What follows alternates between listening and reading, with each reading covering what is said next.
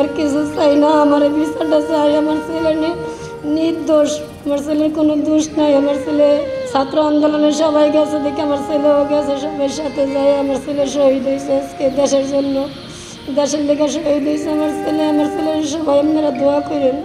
ছাত্র আন্দোলনে 19শে জুলাই আমার ছেলে শহীদ হয়েছে।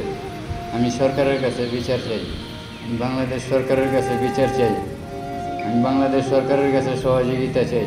আমি ময়লার গাড়ি চালাই, আমি বাংলাদেশ সরকারের কাছে বিচার চাই।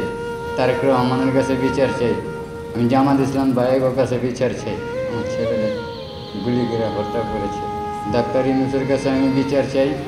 আমি কথা বলতে পারি না, আমি গুছায়া কোনো সময় আমি এত মানুষের ভিড়ের মধ্যে কোনো সময় জীবনে ফার্স্ট কথা কইলাম। আমাদের সবাই মাফ করে দিন।